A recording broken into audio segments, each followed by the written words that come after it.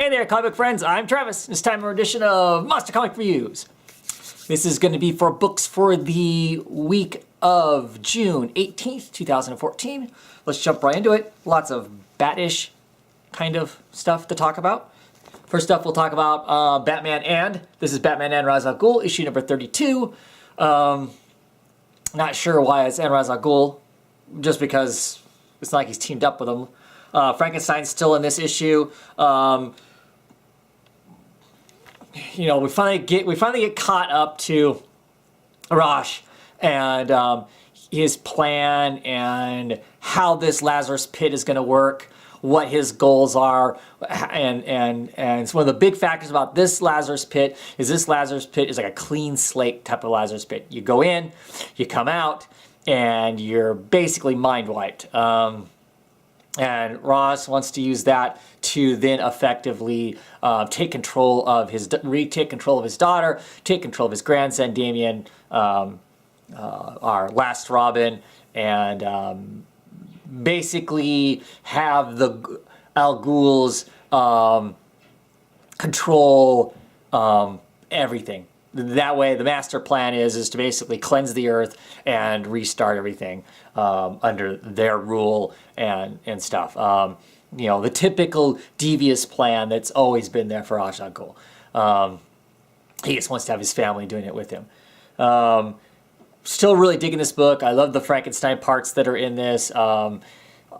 You know, it's going to be curious to see where this all goes. You know, I mean, this ends on the cliffhanger of the Robin Omega thing, I think is what it's called.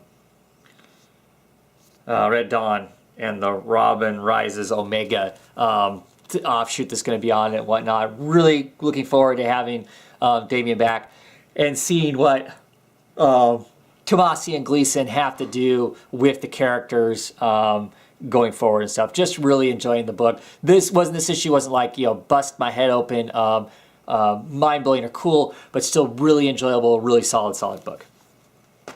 Next up, let's talk Batman Eternal issue 11. I know one of the big things here is this Ian Bertram's art. A lot of people freaked out over this art. Felt like it threw them out of the story and what was going on. Yeah, you're right. This is a very unique art style to put on a Bat book. It's very curious to have it on a Bat book. To me, it reminds me of a much more avant-garde version of Chris Birmingham, who used to do Batman Incorporated. And I'm not a really big fan of his art, but I actually really like this. The South American version of Batman and the Scorpion and all that stuff, because most of the story is focused on Batgirl being down in South America, trying to figure out this whole thing that's happened with her father. It's just kind of odd anyway, and so the style of it, the flavor of it, I just really like. They draw some really curvy women in this that I just think is really fun. I enjoyed it. I want to see this guy, this Ian Bertram, on a book. Let's get him on a book. Put him on, I don't know, we're going to get the Doom Patrol book, put him on a Doom Patrol book, put him on a Vertigo book, put him on something. I just really enjoyed the heck out of his art, because it's just so kind of crazy and stylized. Yeah, he's got buggy eyes and whatnot. I don't know.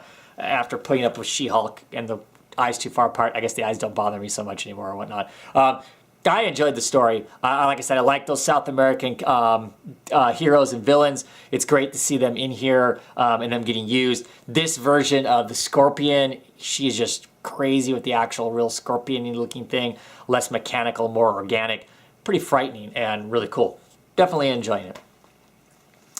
Batwoman issue 32. That Raphael Albuquerque cover there. Pretty sharp looking cover.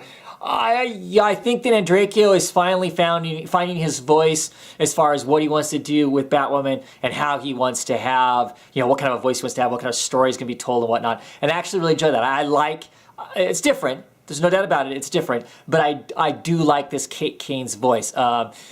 You know, she's got a lot of crazy stuff going on in her personal life. Obviously, that's something that Andreacchio wants to address a lot of.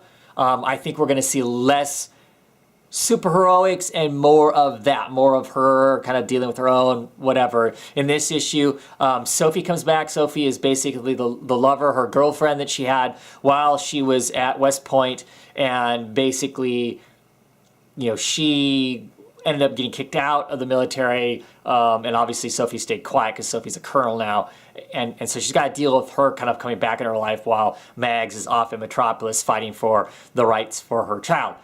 You know, how much more we're going to see of Megs, you know, of Maggie, I don't know. I think she's going to be more on the outskirts because, of course, as we all know, DC's kind of wanting to skirt the whole marriage thing. Not necessarily gay marriage, but just marriage in general. And so this is their way of kind of dodging that bullet, I think. So I like that aspect of it. Granted, I want to see the superhero part too. I want to see her as Batwoman bashing the crap out of stuff and whatnot. Normally, I'm a fairly decent fan of Jeremy Hahn, but I don't know. His storytelling in this isn't stellar, and a lot of the panels and the backgrounds feel very plain and vague, and not in a positive way. I mean, there are some artists who can just leave space open and it seems to work. It doesn't matter.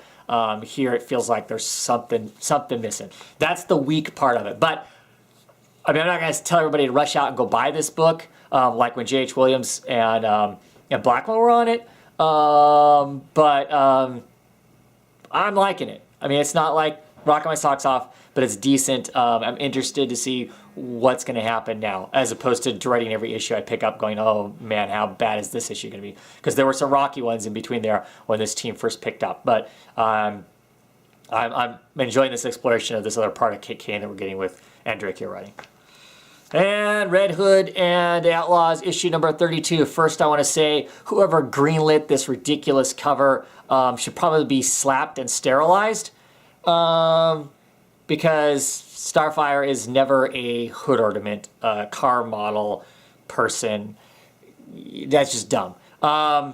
Okay, that being said, the art inside, I really enjoy the art that's inside of it. The coloring, everything about it is really enjoyable. Drawing a blank on the artist's name right now. It is R.B. Silva, and Rafa Sandoval do the artwork, do the pencils. A couple inkers too, so obviously they share pages in it. Actually enjoy the artwork in here. Written by Lobdell. Lobdell was the first person who was writing it when the New 52 started out. This issue to me felt like it was mostly him reestablishing his voice, him reestablishing his control of the characters, and what kind of voices they're going to have, and that sort of thing. Not much in the way of plot here. They're just beating up some terrorists, basically. And then it ends with, excuse me for the yawning. It ends with them running into Shade is still around, which is cool, from the Frankenstein. And then just the Shade stuff, and we get some stuff. It looks like we're going to maybe venture off into space again, which I never think is a very strong point for Red Hood or Arsenal. These are two guys that are normal guys with extra gadgets and extra skill sets, and then you put them out in space and then they get kind of awkward in comparison to a Starfire. But if we're going to concentrate on Starfire again, I'm okay with that, as long as they don't end up making her look like an idiot. And here she doesn't. She doesn't come across as being dumb. She's actually okay. But like I said, this issue felt like a startup issue where, like I said, the writer is reestablishing himself and what kind of voices he wants these people to have. So, good for that. And lastly, this week for superhero comics, of course, is the ever wonderful Wonder Woman issue 32. Things are really coming to a header here. Wonder Woman ends up engaging the Firstborn. The Firstborn is absolutely devastated Hades. The Firstborn is in the process of devastating Dimitri's Dimitri? Goddess of the Forest. Her realm is being devastated. Wonder Woman has been left behind to fight. And of course, at the very end of it, we get Ares showing up. So we're going to get this, I think, pretty massive cosmic battle is going to be going on. Issue 32, don't know how many more issues we got left. It's big, it's awesome, and lots of fun. Wonder Woman, one of the best comics out there. Certainly one of the best DC New 52 books. Should be picking it up. Great, great book. Anyway, that's it for this week. Pretty enjoyable week of books. And yeah, I'll see y'all next week.